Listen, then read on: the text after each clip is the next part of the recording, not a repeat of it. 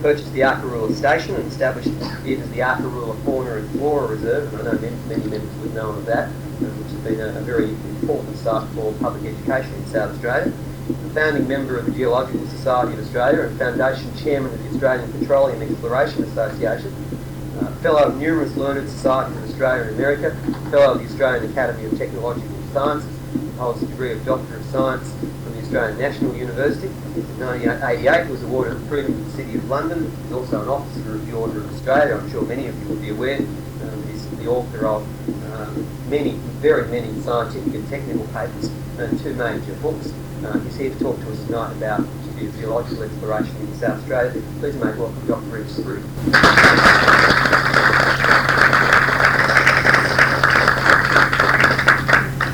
Thank you, Chairman Rob. Good evening, ladies and gentlemen. Thanks for being so kind of inviting me to talk to you tonight. I just wonder whether a lot of you wouldn't be rather be home in a nice fireside situation on a night like this. We do hope the farmers get some of the rain that we saw just early in the evening. As I say, my talk is rather on the history of geological thought and geological development in South Australia since the foundation of the state. And as you can well imagine, seeing the state was founded at a time when geology was not a well-known subject or discipline at all in the world. We didn't get very many geologists early in the piece. Some of them, one or two that we brought out early, were practical, others were very impractical. It brings to mind an experience I had in 1948 when Tom Plater sent me around the world looking at mineral deposits, particularly uranium, air photography and new developments in geology. And I've been to the 18th International Geological Congress in London, and one evening I was down at the tube station waiting for a particular train, and I saw 3 of my professorial geological friends come. 2 are known mining, they're very practical mining geologists, the other one was an academic, and they were arguing and talking very earnestly, and a train came in. As you know, in London, the doors open automatically and close, and at a given signal you've got to make sure you're in or you'll get caught in the doors. I was watching these 3 arguing there. I wondered what was going to happen, and suddenly the doors, the whistle went and the doors started to close. 2 of them, the 2 practical people, they made a lightning dash and just got in. The other poor chap was left outside, and I knew who it was from Tasmania, and I went up to him and said, Sam, but don't be too upset, 2 out of 3 is not bad. He said, Sprigg, they came down to see me off. I'm not always practical. The first, if you can call them geological observation, strange enough, was the discovery of seepage oil on the south coast in the form of coastal bitumen once up. And this became a central controversy ever since the first American sealers, around about 1800, found this stuff in relatively copious quantities. We know that after an earthquake, and there were some early in the history of the state, after an earthquake, shaken up through cracks on the seafloor. And for a long while we didn't know where it came from. And there were 2 schools, those who were pro-oil on our continental shelf or somewhere, and the others, the baloney, it comes from South America on the wind. And this argument went on for well over 150, or yes, over 150 years. There's some very almost insulting squabbles between various geologists, and it's only in the last few years we realised this is true seepage oil, and the recent earthquakes brought that up. And a lot of it's coming from just off Cape, Northumberland, and some's coming out just south of Eyre Peninsula. So it's taken a long time to resolve that, but it's become important in our study now of the tidal oils we can expect there. But it really stirred in 1830, Matthew Flinders, before that in 1802, I think, the time we met Modan, coming along the south coast, inspected the cliffs of the of the Eucla Basin, as we know it, or Nullarbor cliffs, and realised that the limestones, which were highly phosphorus to him, were refined. Now it's interesting that report that he made on these possible coral reefs, as he called them, along the south coast, had a big influence in thinking that there must be a sea behind him to inland Australia, because he couldn't see over the cliffs. And it had a lot to do with the idea of an inland sea that was followed by surf and various others over. But they weren't true geological observations, because geology hadn't been thought much of. But when the surf came down the River Murray, he made the same observations, and he had the good sense to send the fossils home to London for identification. But it wasn't until the state was then founded in 1836 that interest in minerals and such like became more important, and the founding fathers of the state did decide to send somebody in the geological sphere out, and it was a German enthusiast geologist, Johann Menz,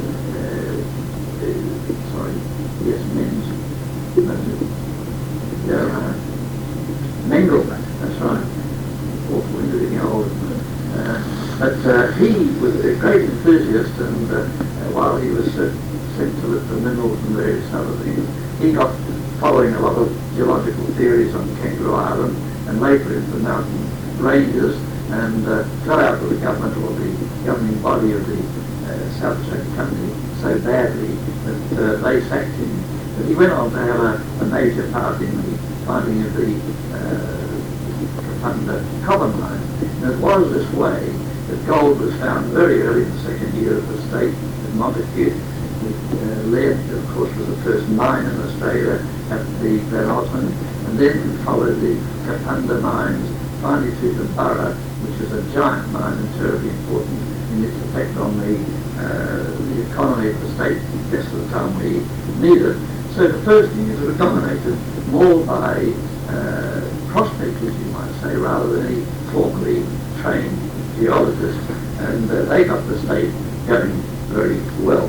So it was the Cornish miners who really did so much of the early geology until the introduction of people with some training. I think it was in 1843 that Travers, Boyle Travers,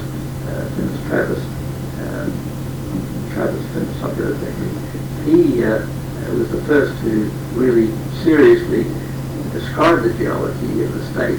By this time, of course, Britain was getting much more interested in understanding the geology of the continent. So it had to be left more or less to the great gold ranches in Victoria and New South Wales to stimulate the government. They had to do something to stop the exodus of males from the country and look for gold in particular back in the state. They appointed Babbage as their first mineral surveyor, but he had hoped to do more broad geological work. As they said, no, you just concentrate on looking for gold. He lost enthusiasm and left.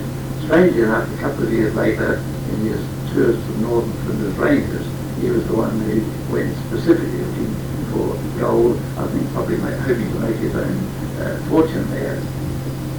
Now, the Burr, I think it was, in 44, he did a survey of the southeast and also parts of the north Flinders Ranges. So quite early in the history, there were non-geologists who were trying to do something about understanding the rock successions. And it's interesting that with Babbage, his time in 1851 after the gold, he was interested in the discovery of gold at Titolpa, and Echunga in the hills was found by prospectors again.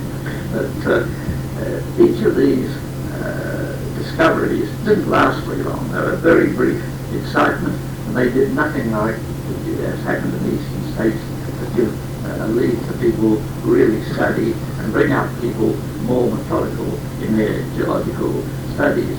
So the next era was really one of, you might say, almost reverend gentlemen, and we had quite a spate of priests and religious teachers who got into geology. The Father Tennyson Woods, most of you will know, did quite remarkable work in his description of the fossiliferous rocks in the southeast of South Australia, the Coorong Lagoon, also the volcanicity of Mount Painter, and he wrote some very fine works which were quite major steps ahead in his day. And when one looks back, it's interesting to feel that these people who are probably almost frightened of geology, in that it might give an impression of a great age to the Earth, which would conflict with the Bible story and things, they were brave men to go out. And so we say there was quite a succession of these reverend gentlemen, besides Reverend Tennyson Wood, Reverend Edward David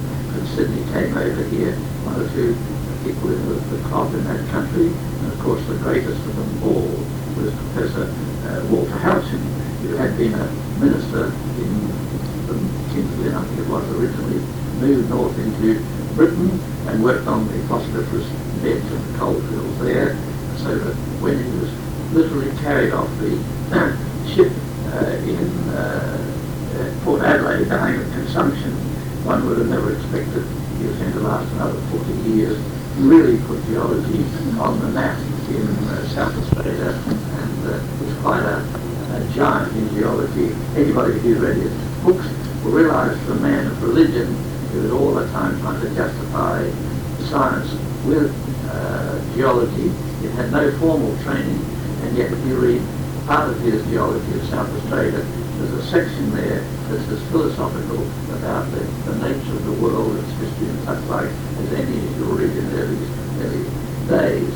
And so with Tennyson Wood, we had a new era coming in the 1860s, in particular 1870s, when the government were getting very concerned about the need for discovery of economic minerals, particularly non-metallic sand, gravel, underground water and coal, that they brought out their very first geologist, and we borrowed one even from the Victorian Geological Survey, Sir Alfred Selwyn, and he was a very remarkable man that had experience all over the world, but he was only given 6 weeks to survey all the range country, practically from Cape Jervis to the northern Flinders Ranges.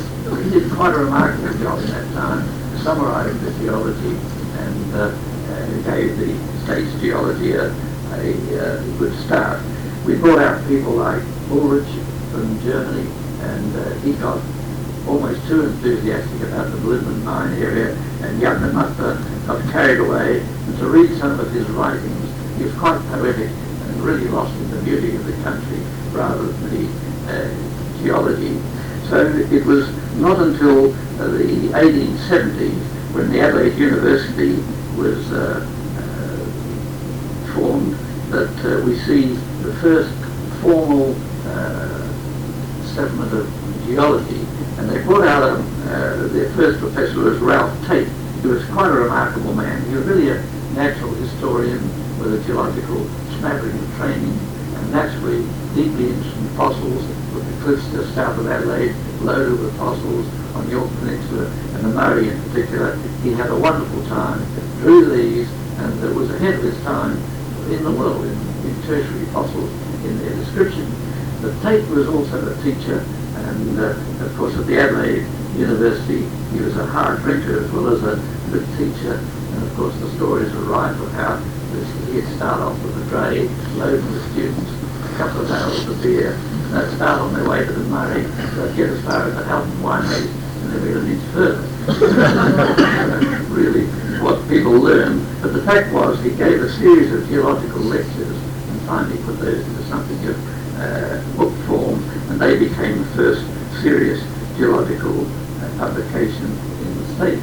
Now, it was interesting too that later we still, even with Tate taking over and later Houchin, the number of geologists, pure geologists put through the university was very limited indeed, and so a lot of the slack was taken up by teachers, discouraged by the teaching profession or disinterested, finding very often they had to do one science subject, geology, the easiest to pass.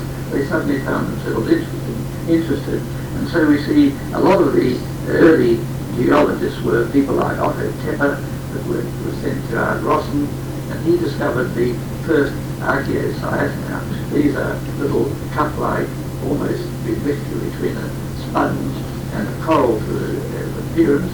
He found them there, and that settled a lot of the age relationships, particularly when Professor David and Howson later found more of them down the Ediocara. That settled a lot of the age problems, for, as you would well realise, geologists find it very important not only to find minerals, describe rocks, structures, like they must know the ages so they can relate them to perhaps gold eras and things around the country. And with this discovery, particularly after Tate had said the rocks were of a completely ancient order, going back to the Archean more than 2 million years ago, the discovery by Geosurveys at least 500 million years, so they turned out Archean Arsenic, had a big effect on thinking, and slowly the true age of the Mount Lofty ranges came to the fore. And other teachers would gather Schooler, and such like. But then we had about this time, getting on to the 1890s, numbers of exploration trips, which by now we're trying to take along a geologist or some such trained with them to look at the country and report back. So we see the older expedition going up the Aboriginal country in the north-west of the state, doing quite a fine job, and they were so systematic in even those days, they took fairly regular, whether they knew what the rocks were or not, they took fairly regular rocks around the country. And in 1936 I was acting curator of the School of Mines Museum, which was a very remarkable institution in those days, and they had little wooden platters with all these rocks beautifully on them, and nowadays we need these systematically taken these fresh samples to work out things about the minor elements and such like in these rocks, and understanding probable information. But would you believe it, the set was bought, I think, by the museum, but as far as we know, somebody threw them out. A very sad story.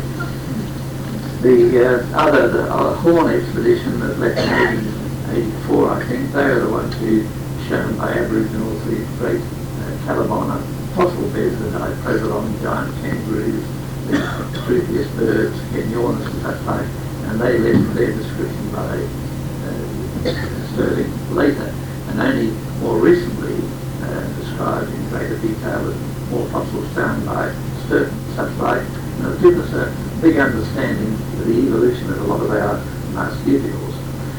Now, the Geological Survey was not formed until 1882, and this was a formal one in which H.Y.L. Brown, Geology Brown, was made their first leader, and he was undoubtedly one of the most remarkable geologists ever, because even by 1890 he covered much of the South Australia, and as a government geologist myself, I know even with a car and aircraft, getting around to South Australia in 1 year and producing a remarkably reliable base geological map, surveying as they went and working with surveyors in the cadastral sense.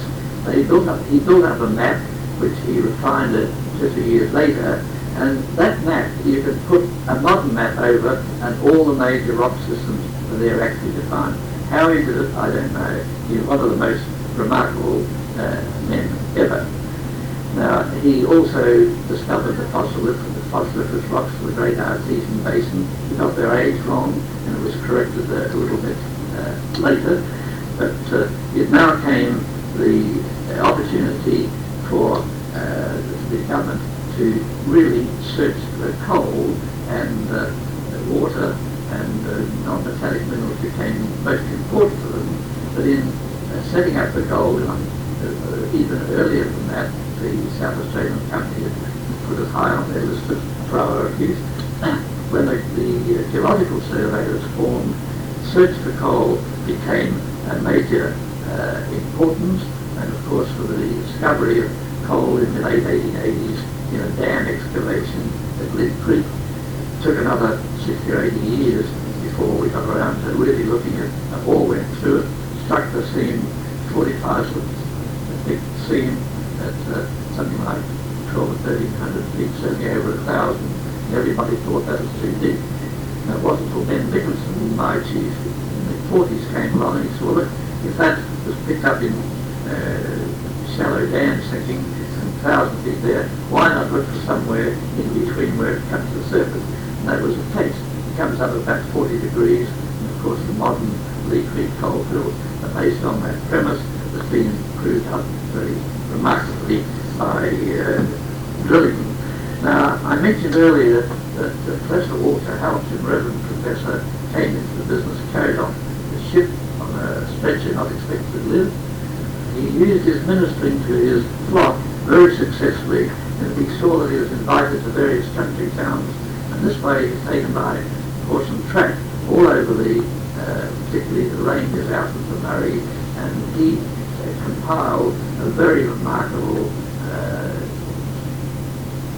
description of all the geology of the state that actually culminated in the geology of South Australia in 1918 and published by the Education Department, which is one of the most readable and reliable geological books to this day.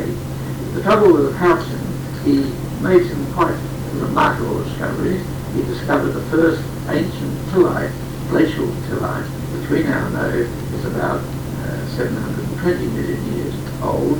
He found it in Sir Gorge, then traced it at intervals right up to Reg Sprigg, it was called in Murray and area, and found this rock right through the range and was able to deduce from it quite an idea of the range.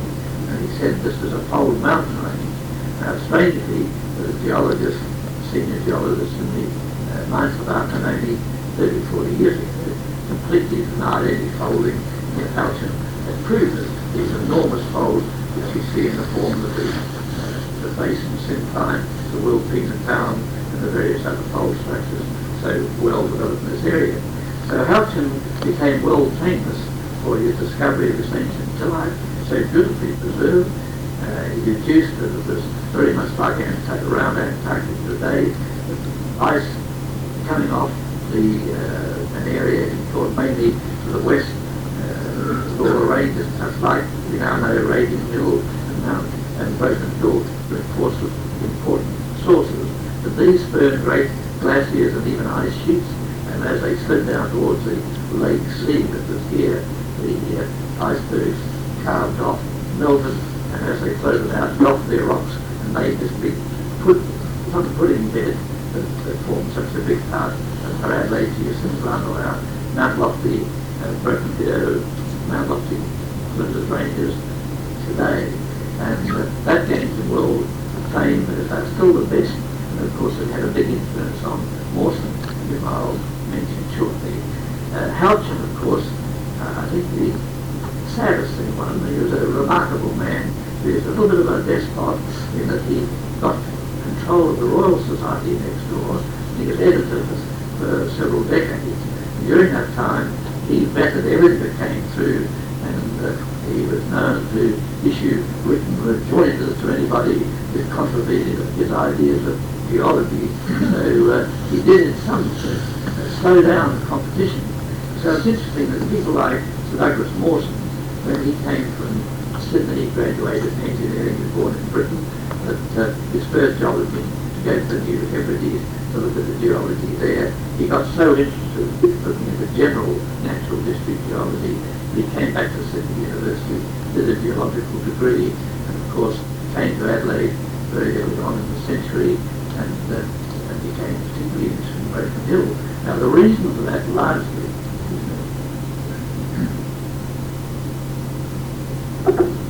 was that Houghton was so jealous about anybody working in his favourite state that Mawson had to go and work first of all in Broken Hill.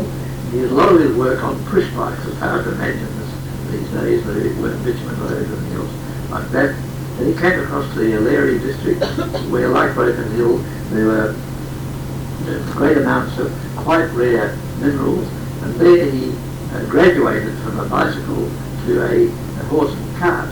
And a lot of the earlier students that I knew in the 30s, they told me used to tie off the leg around the wheel and make the boys, one of them, sit there and just count the revolutions, and they worked all their, mapped all the area, worked out their distances, they sketched the roads and such like.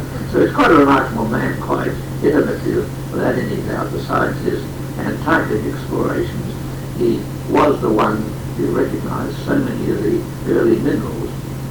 It was his good luck early in the century to meet Madame Curie, and she alerted him to any brilliant green or yellow minerals in particular. Her knowledge of the uranium deposits and radium deposits, they were called them, in New Arkansas, in Czechoslovakia, elsewhere. And she said, any of these brilliant green minerals, don't think of them as just probably copper, it's brilliant colour, suspect uranium. And she gave him a little gold leaf electroscope. Most of you will know it's a thing that has a plate on top. You rub it with a silk handkerchief. It develops a charge, an opposite charge down below, where there's two gold leaves hanging. They repel each other and spread apart. And if you bring a piece of uranium, a radioactive mineral, near them, they'll collapse very quickly as a breakdown of the insulation by the radioactive radium mineral. And he brought that out, and of course the first thing he recognised was carnotite at Radium Hill. A terribly interesting thing. Then got into trouble with the company because he was so interested in the general geology of the country. While he was a consultant for them, he spent as much time on general geology as on mine geology. That had a little bit of a repercussion on him.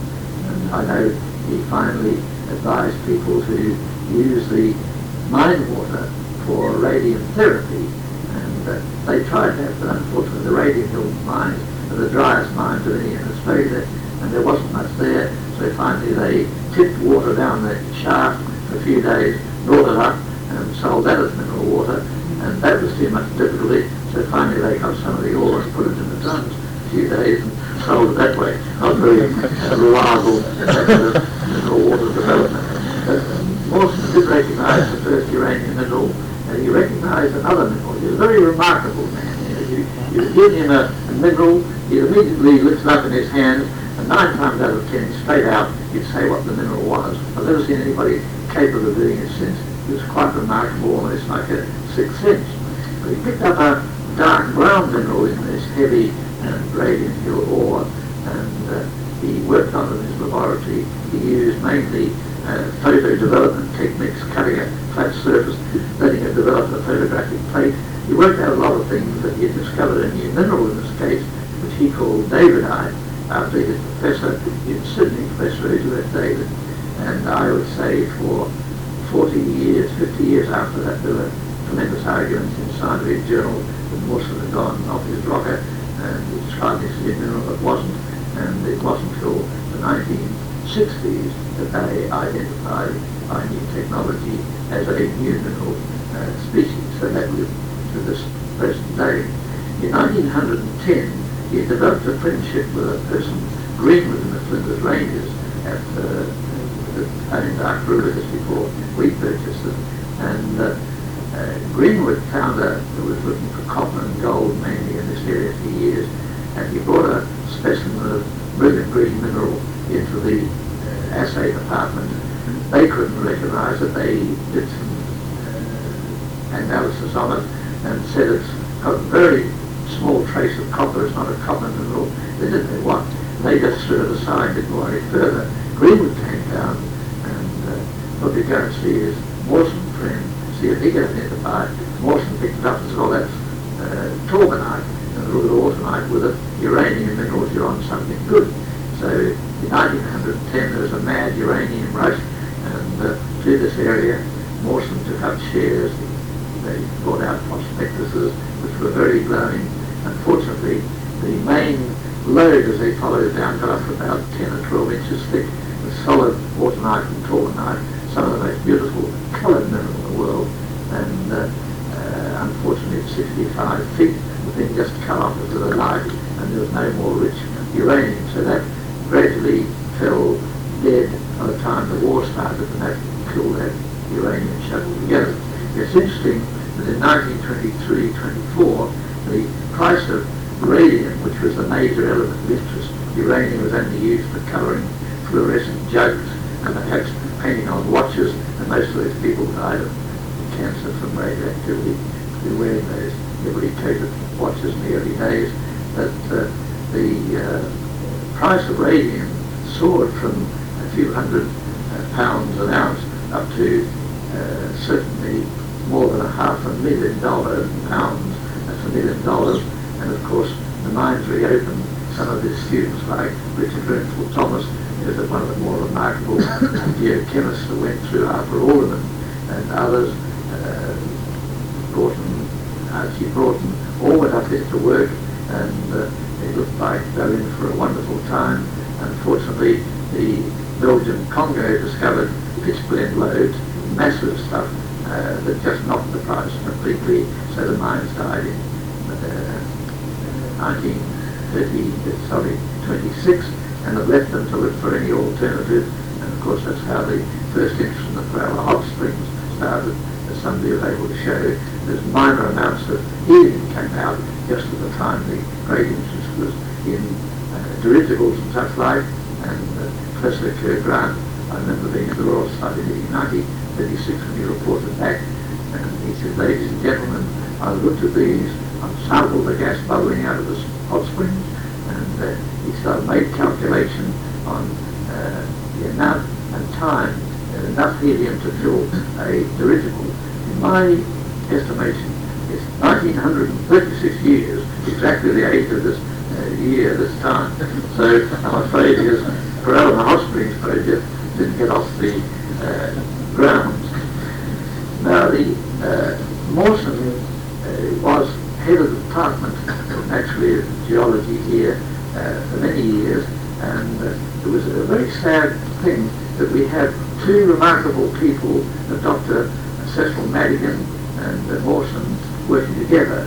Madigan had been through the First World War in the trenches and such like, a little bit bitter that he lost a few years of his life in war and to Antarctica, and couldn't get a job. He'd been offered a job as governor of the Anglo-Sudan. I don't think his wife was very keen to assume that sort of life, so he came back to Australia and found it very difficult to get employment. Now, you must realise that in the day there were very few geological jobs in South Australia, other than the chief of the mines department, which had been H. Brown, very remarkable gentleman I mentioned earlier, and later Dr. Ward, who was an assistant to him. There's a professor of geology, an assistant, senior lecturer, and one or two others, and there were practically no mining jobs until the wartime. The PhD employed Dr. Jack and later Professor Eric Lund. There were just no geological jobs available to speak of. So here we have Madigan, a Rhodes Scholar, Angus engineering, brilliant man, and a great raconteur, explorer. He was doing very good geological work in the McDonnell Ranges, again because calcium wouldn't allow them to work in South Australia in competition. You had to go into states like Mawson. It's a remarkable story. Here was Madigan coming back, couldn't get a job, and very kindly Mawson said, "Well, be my QIC." Now, there's one big difficulty there.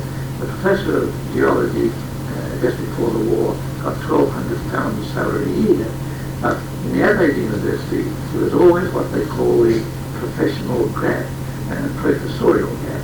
In this case, it meant the next in line professor could only get half the salary. So here's Madigan with 5 or 6 children, one of whom was chief of Broken Hill in the mines in Western Australia. David was an absolutely brilliant chemist, and the other boys were all brilliant, and he had a big family to look after on half the salary. And this made for some bitterness between the two. It's one that boiled over a little bit from the Antarctic explorer experience when Mawson lost his 2 mates, came back late, and had to force the expedition to last over another winter. And Madigan, who was only recently married, was very angry about this. He carried through this bitterness, even though I think both of them were two of the most remarkable and inspiring men in my knowledge. Now Madigan, of course, was able to, when Houghton died in 1936, I knew Houghton very well, and he was definitely at 93, he was slowing up then. So they gradually started to work into his areas.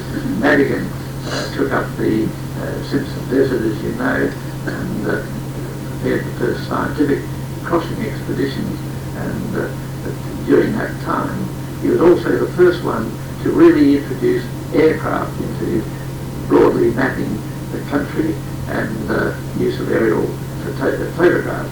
So he was innovative like Mawson. Mawson had tried to introduce motor cars and aircraft to the Antarctica, and here we have another man brilliantly trying to do the same thing. And the clash of characters was one of the sad things.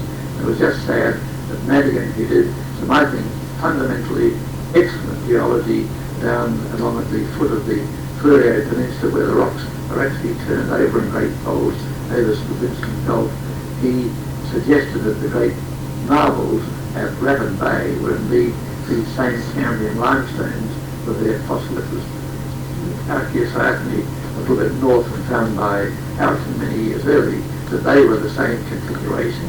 He worked out a broad structure. There were some errors in places between, but they were ahead of his time. The same on Kangaroo Island. He discovered trilobite footprints. I found the actual animal many years later, but he found Archaeocytony boulders there, and I think he did much great work. So it was very sad that he had another scholar with Sir Douglas over the university car. Now, when I was in the 30s, they spun out and bought themselves a Dodge utility. And of course, Madigan wanted to use that for his second year excursion. Mawson said no, the professor was the only one that could use it. He was a terrible driver, but that didn't matter. We got all over the Flemish Ranges and learned quite a lot with him there. But poor old Cecil Madigan just couldn't get this car until he worried Mawson so much. He said, right, you can borrow it on certain weekends. Madigan said, well, I'm not going to get a license to drive. I think the university should pay me for the license. The university said no. So Madigan steadfastly refused, and sadly had to get a student to drive him. And it was on one of these excursions in the 40s down to Rapid Bay to look at these great marvels again, that the student driving got out of control, rolled the car, and Madigan got a big gash in the head, and that was later to lead to his untimely death. So it was a very sad history of two remarkable men being thrown too close together. Now, I said that the Geological Survey had a brilliant start with H. Lyle Brown. Then Dr. Ward came in, and he had an assistant, Dr. Ariel Jack, who I think is another one of the most remarkable geologists I ever met.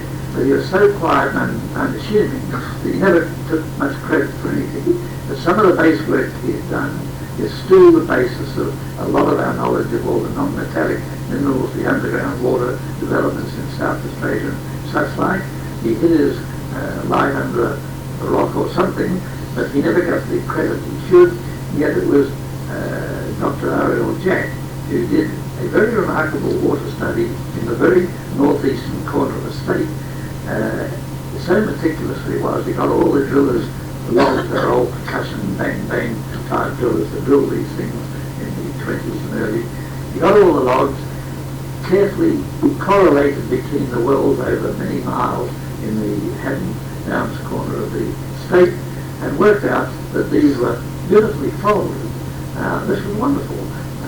To see the sections in his bulletin 14, they are magnificent pieces of work, yet nobody saw the signature. This is back in 1926, it was published. Thronebroken Hill got terribly interested in the gas possibilities of the Great Artesian Basin, which the blocks 87 I'm talking about exist, and they concentrated, unfortunately, on the natural gas wells on the Andama Creek that runs off the northeastern corner of the Flinders Ranges. Now you can still light the gas flames from there quite nicely at the present moment.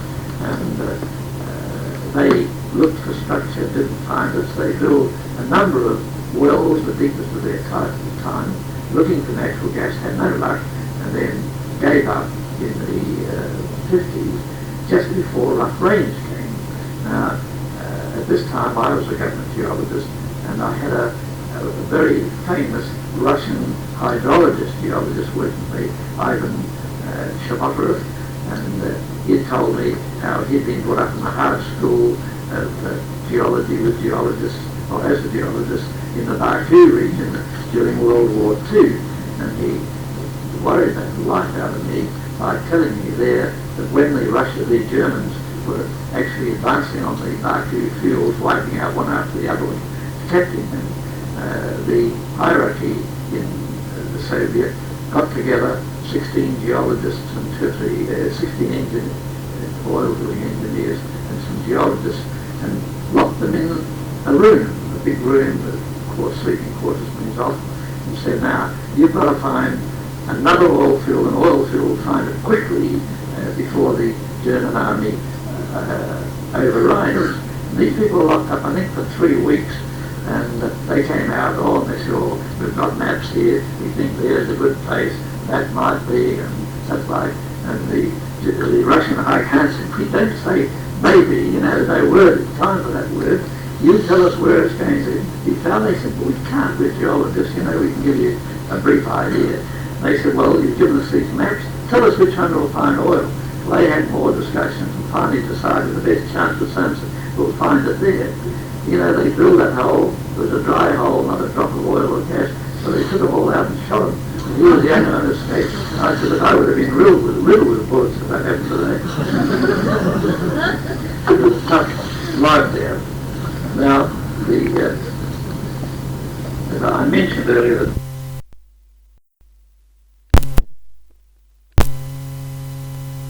that took my interest was left to people like Tully Wollaston, who's a relation of mine, to try and push opal and find out why it occurred where it is. And it's really only in relatively recent years that CSIR in Melbourne under Dick Thomas and Ralph Stegner done work and find out what caused the coloration, and more work by geologists around the place has established why it's where it is and where we should look to find more.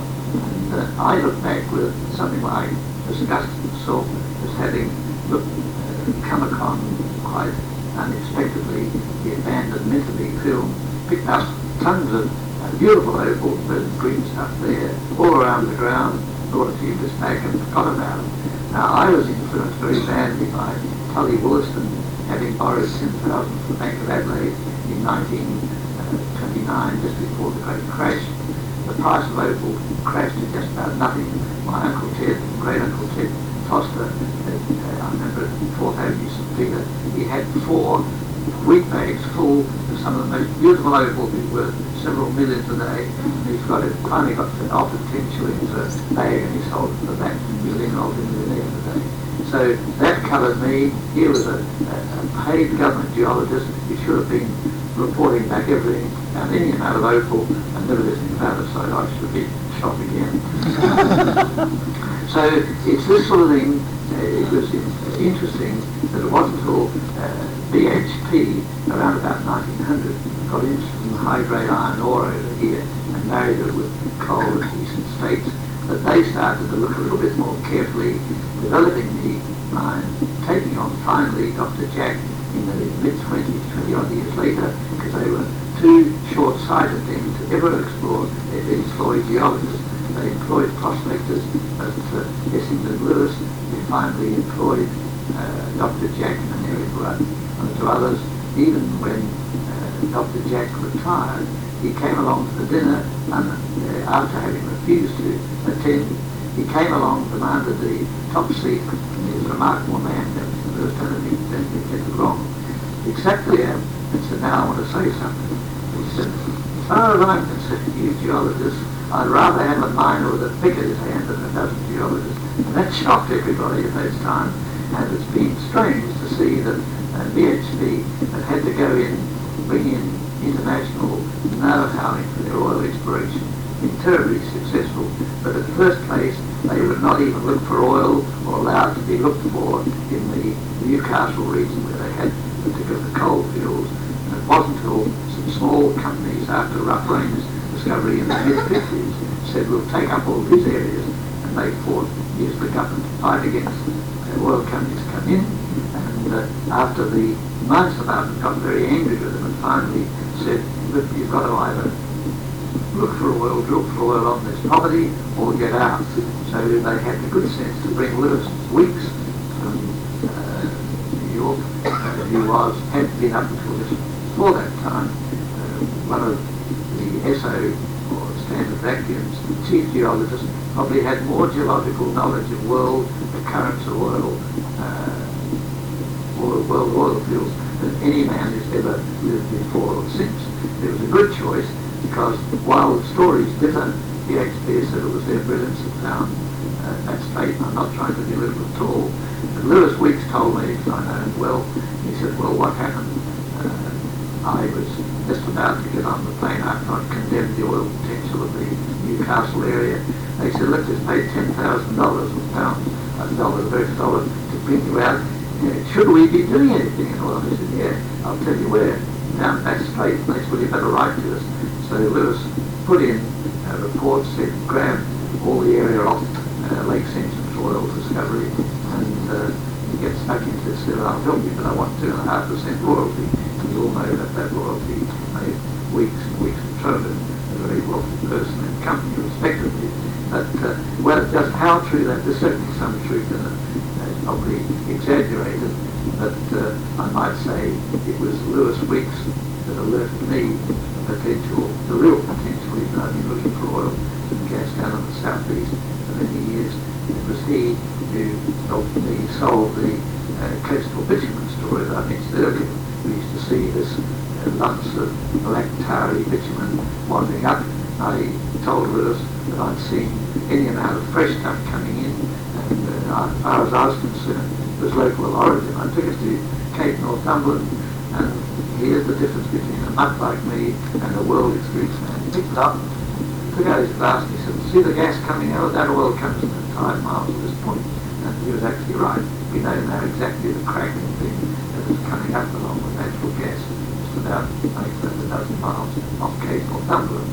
So you can see experience becomes terribly important. And here we have the case of this big companies, international companies, when they were looking for oil, they'd always bring out international consultants. There's Frank Reeves, Condit, and various others brought out, and they all looked at the geology of the state, and one after the other condemned it with fame and praise. And even Dr. Wade, who was the Commonwealth petroleum geologist, he came out and wrote a book on the oil possibilities of South Australia, and he wrote that there was no prospect at all. He went through all the sedimentary basins known, except one, condemned them, the other one, the biggest of the lot, he didn't even mention his report. Dr. Ward, the government geologist, did much the same. But Dr. Ward just happened to make one loose comment in his report on the lack of prospectiveness of our sedimentary basin. He said there's one worrying circumstance at Wilkatana, just north of Port Augusta. He said there was some driller in 1928 brought in a sample of water on which there were globules of a very light oil floating. And he said that's the least understandable thing of the lot. Now, it was just a remarkable coincidence that in 1953 Rough Rangers discovered this before Christmas, and it started off the big oil boom that started a lot of companies. I know I left the mines department, they've been very good to me. I wanted to look into the Great Artesian Basin, the only basin which, with the Cooper and Eromanga Basin today, the only one that hadn't been mentioned by Wade and Birdsville by Ward. I wanted to get into that, had been prevented, so I left the mines department with John Benighton to search.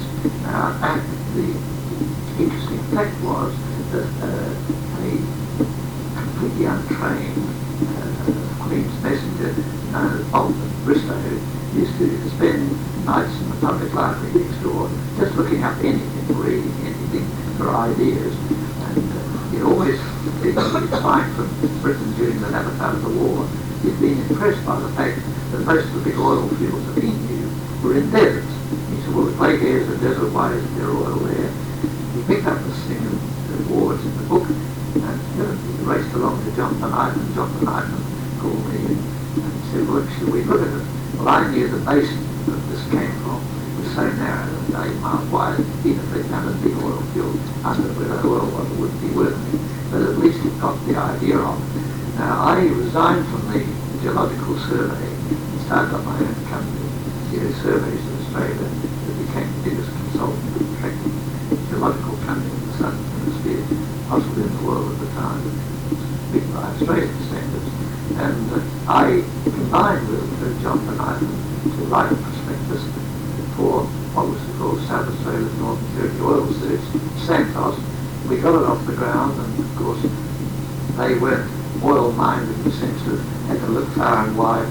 They worked for 50 years at Wilkatana, not showing the world just the same as originally, and the thing was collapsing.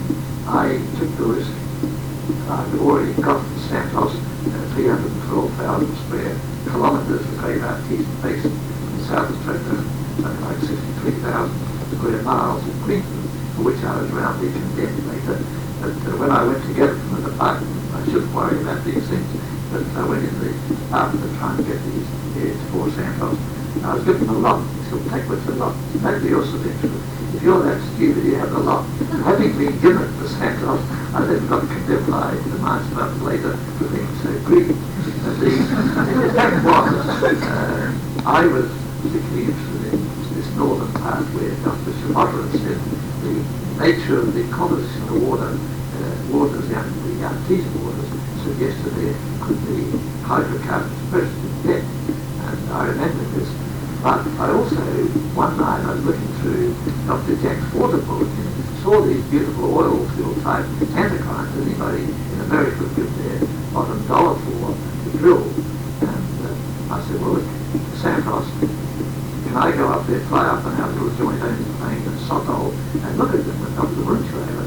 I got the refusal, no, we haven't got the money, and I was better and badly in debt to me at the time. We never had any money, they called that part beautiful. So I had a good friend in the lands department, Alan Lyle. I said, Alan, you're going to be working up in that area shortly. Will you take our Dr. Waltner up and let him have a look at the structures on the ground? Well, he's only up there half a day. He wrote a telegram back. Beautiful dipping anticlines there. It was all searched. I got permission from Santos then to shoot off in our own little plane, and we looked at the Indonesia structure, which is probably the biggest anticline out of the range in Australia. It's something like 600 feet out of the desert. It's 100 kilometres long and 50 wide. And this, as soon as we mentioned this, it got the Americans terribly interested. I wrote a paper in the American Petroleum Geologist. It had fever, which interest very quickly. But then started the story, which I won't go, the negotiating with Texas, and I can tell you, trickier than West Street miners any day. But that was a story which I'm writing up at the present moment. It's very interesting. But the fact was, we drilled it. Would you believe it? I didn't know. I'd been negotiating in New York for some months with L.I. Taylor Corporation and the phone broker for British Petroleum and such like. They showed, the big companies showed very little interest in it at all, and they partnered L.I. in the background and paid most of the money for the drilling of the first well, which went to 12,000 feet, which is the deepest well in Australia. Strangely enough, they got lots of little oil showings, which intrigued me. I couldn't get any of the big company geologists taking interest. They got a small amount of gas, 7,200 in the Permian standards. Now the major gas sands, the ones above are the major oil firms. But as I later learned from British Petroleum in London when I went to see Peter Cox, their chief, he said, Sprigg, you've got a lot to learn. We don't want to find oil in Australia unless it's big. He said, I'll tell you what, you and your Santos and any of those other small companies, if you find oil, we'll buy back at the right time, and you won't be able to refuse. So that explains their slowness, why Sir Maurice Morby, the Zinc Corporation, got so distressed with their lack of real concern for exploration in the from their phone broken hill country up to the central Artesian basin. Now the strangest thing was, and I won't push this much further, but they had done the first big gravity job, and gravity shows the presence of dense rocks in anticlines, core rocks in anticlines and things. They'd done a gravity survey which was monumental for its day, from Broken Hill to Indonesia, and one up to Hatton and one actually Flinders Ranges and across. And that showed this enormous Cooper Basin that Santos has got, the 3 billion cubic feet, the 3 trillion cubic feet of gas crude today. over the oil field structures right up there, they crossed all of them, and nobody commented on the correlation of these things, which should have been to me. We just realised they weren't interested. All they wanted, I'm sure, I can be shocked to this, and even get in trouble, but I doubt if they really wanted to find oil.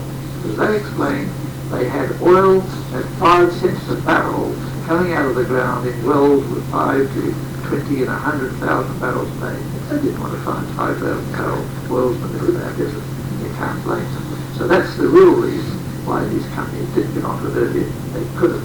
So that's pretty well the early oil field leading up to Santos. Now, I never think of all this work when we spun it out first, well, with a little Tom Clayton, if you like, here. This made Tom Clayton almost a geologist. From now on, all he wanted to hear from his geologists about sedimentary basins and things. And he said the South Australian voters, most of their parents were early gold speculators, oil in the southeast side. He found this was a good political gimmick. He became very interested in this sort of thing and gave great encouragement after these initial discoveries. But I remember being up there just when Delhi bought the first enormous rig from Texas. It was 120 feet high. It was offloaded on a ship. I know I had a contract, or a lot of the contract, carrying it up there. And we got it, and in those days he used its own equipment to pull the mast up. We were watching this, and I still remember that Texan in his drawer. He said, "Sprigg, do you think that's big, that rig?" He said, "Back in Texas, we have them so big that we have to let the mast down each night to let the moon pass." Made it really clear what he thought. Now, when I left the department, the 6 months before I left the department, I'd been out. There were 1 or 2 explorers reported green mineral out in the northwest corner of the state, near Mount Davies. I always felt, I wasn't ever convinced, that this was the story that led Lassiter to believe, when he went out there, that there was a big gold find to be found. And the area he describes is very much like Mount Goss's Pile here, not Goss, not Pile, the other Goss, Mount Goss, near Mount Davies, in which the big formations stand up vertically and run like gossans, all gossans, for miles with touches of green. And we're pretty sure that Lassiter, there was a clay pan near the end of this range, just like he described in one of his books, and we think he borrowed this from the story from Frank Hand, who was one of many prospectors irradiated from Kalgoorlie in the 1890s looking for gold. It was the most ungold unorifice country I know. This nickel thing was there. It was reported by Basso, and other geologists who went out. I looked at it from the mines department of view. Unfortunately, there was a lot of trouble brewing in the political trouble in the mines department in the 1950s, the year I was there. I was called back before I could get out there. So with Bruce Wilson, another just as the first atom bomb was fired, and we heard it 300-mile point. We went out there, grabbed a few samples of the screen mineral for identification, had to race back and say nothing about it. Well, we did finally have it analysed and went 0.02 nickel, and it was condemned that there was no more nickel. It was supposed to look for uranium, and that was that. When I left the department, I met quite a lot of mining engineers. One of the first ones asked me, did I know any nickel in Australia? And I said, well, I told him this. I went out for a little syndicate to put up 400 pounds and send 3 of us out to have a better look at it, and we found there was a lot of low-grade nickel in it, all right. I made a report, and while I was over in London on some other things, one of the other co-syndicate leaders gave it to the press. The press came out, big nickel find in the northwest.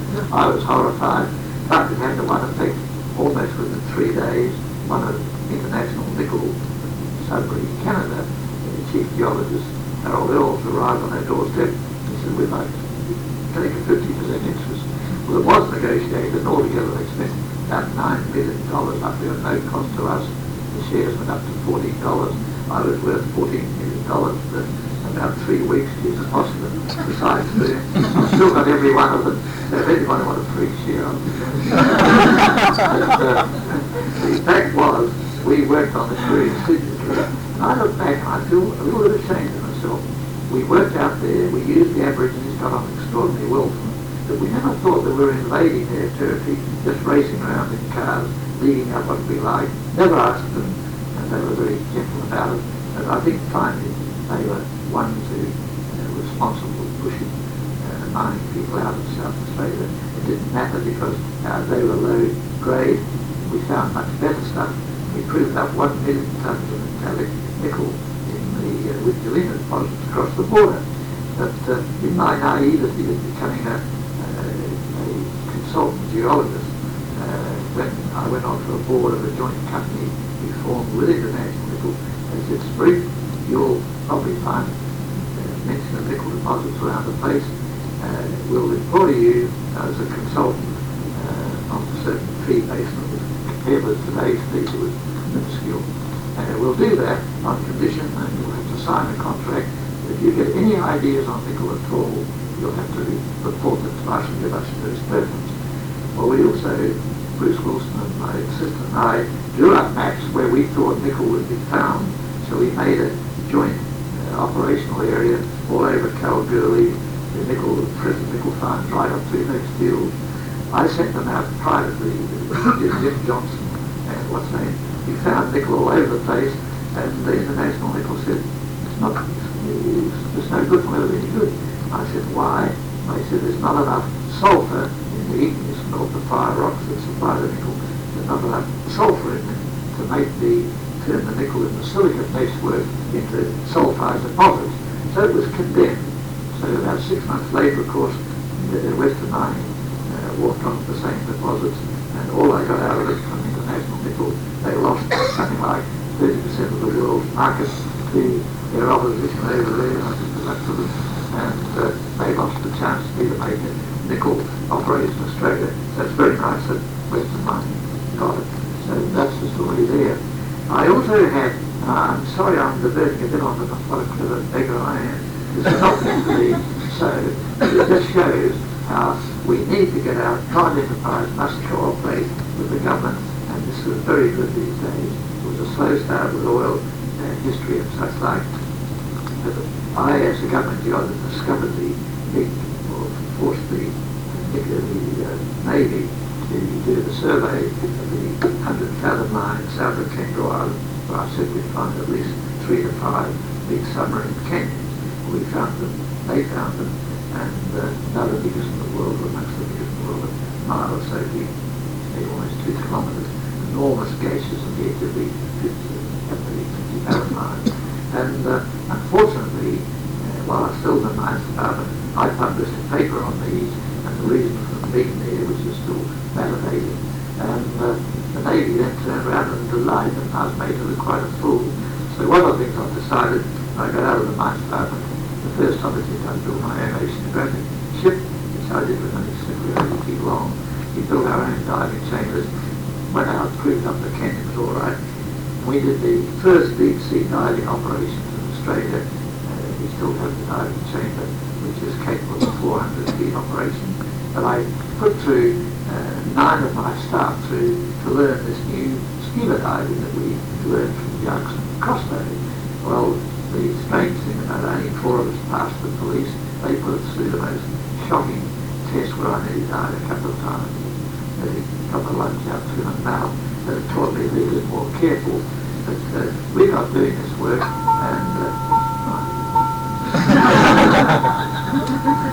I know, I think when I hear it. What a lovely tune. But anyway, we went to just dive the whole of this gulf on a 2-mile interval. We did first really biological, geological study of its sediments and such like, and we interested. But the fact I was going to say, we were so ignorant that all we could do to find cables we couldn't get from the French. We finally got them to the US Navy. What they didn't tell us, the diving tables, this was in 1964, the diving chambers they gave us were from 1926 to hard diving days and had no experience. And as a result of that, when the hyperbaric unit got my personal diving times, which we had taken very meticulously, pressure gauge and everything else, they said Sprigg should have been dead with bends at least 13 times and many more times than me.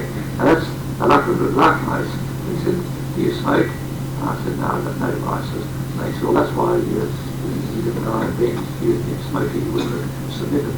But that was an interesting thing that introduced this to, and I have the record with two of my friends, David Birchall and on Sanders, 300-foot measure off Beachport. So we had a wonderful time. So geology to me has been very exciting and very rewarding all the way down the line. Now, I'll stop this very quickly now.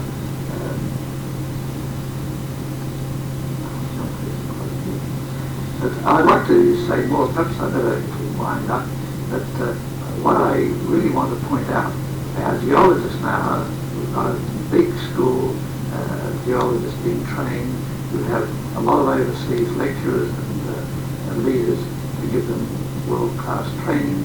We have masses of technology, seismic, satellite technology, high-level air photography, all of which puts our people as good as anybody in the world. And now as I'm getting into things like oceanography, I saw a picture just recently taken from about 50 miles south of the continental shelf in 20,000 feet of water with this new side scan they got. You make a swathe and you can see out 30 to 50 miles either side. A picture comes up, you can see these great canyons just coming out the side, just as somebody had a photograph taken from 1,000 miles up. So we're living in a marvelous technology age, and the chances are great for future geologists, but with one proviso. There is a boom and bust type system. During my lifetime, I've seen great booms at least 4 times and crashes 3 times, and only the good ones survive, and then the new crops come along. But those who work hard can do very well. And in looking at a sort of an overview of geology generally in the future, we look at, we had no great mines discovered since the Wallaroo mines and our Novelty, and a lot of us have given up hope. Along comes Western mining, using gravity, magnetics, combining and putting down a hole to see what's causing, come on to the biggest gold, copper, uranium deposits in the world. They're low grade, they have an enormous mine. If any of you have opportunity to see it, they're remarkable. The ore body starts a kilometre underground under flat-lying sediments. There's very little water there to be contaminated. The whole thing's radioactive already, and yet here they are excavating great catacomb-like stopes. We thought 100 feet high was a hell of a high room to make. There are 300 feet high, 100 metre high stopes, 50 metres wide like this. They just go in, bore in, blast down, serially blast rocks, never go into it, and yet they're making some of the biggest catacombs and keeping South Australia's industry going. There's a lot of flack from people who don't want uranium. Whether we produce them not doesn't matter, there's plenty of it in the world. If we don't, we just lose that sale. But what I'd like to appeal to people now, and a lot of us should be thinking more, these great catacombs could be the greatest success story as a repository for waste materials, nuclear waste and toxics generally. Thousands, we can work out yourself, tens of thousands of cubic miles of space, which otherwise just could be filled in with useless rock, could be used to contain a lot of the world's waste that will cause a lot of damage to people before the next 1,000 years are out. And so I hope our government will look at this dispassionately and try and decide whether we can bury our own waste there or even have a pretty high fee and solve some of the world's problems. Talk of firing rockets that are stuck into the sun is too risky, but here is an avenue which we may be able to solve one of the great problems of the world today. So ladies and gentlemen, that brings me, I'll talk too much about myself and I apologise for that, but I would like to say that I got a little shocked the other day when I heard of one of the journalists in one of the papers, which I think will not disclosed, was about to get the sack because he was not providing good news headlines. He said, what would you suggest I do? And he said, well, you've got to get something that captures the human imagination. Headlines, really spectacular headlines. And he said, well, have you got any suggestions? So we'll go and get a story on longevity. Go out to the old folks' home or one of those and see if you can get some stories, interesting stories about people who are reasonable. So he went out to one of them, we won't mention which, and the matron was very understanding. So well, I'll take you to a room, there's three old gentlemen here, you can get their stories. He went up to the first and he said, excuse me sir, but I'm getting stories on longevity. Would you tell me what you attribute your great age to? And he said, well, I've always been a moderate person. I've gone out with a few women, but never been bad with them. I've never drunk at all. Cigarettes, I wouldn't touch those for anything. He saw once and he scribbled a few notes down, and he saw, by the way, what age? And he saw 87. He saw, oh, that's wonderful, Dad. He went on to the next one. Poor wizened old chap. He said, what do you attribute your great age? He said, oh, I believe in everything in moderation. I've been a naughty boy at times. I've eaten blotto once or twice, and he said, I enjoy an occasional cigarette. Yeah, I've had a lot of fun, never bad. He said, oh, what age are you? He said, I'm 92. He wrote that down. Oh, wonderful. But I was a poor little chap on the end. He said, what do you attribute your great age? He said, oh, I've been a regular bastard. He said, no woman's been safe. I've been drunk so often it doesn't matter. As for cigarettes, I'm just like a smokestack going on. He said, oh, wonderful. He said, what age are you? He said, 27.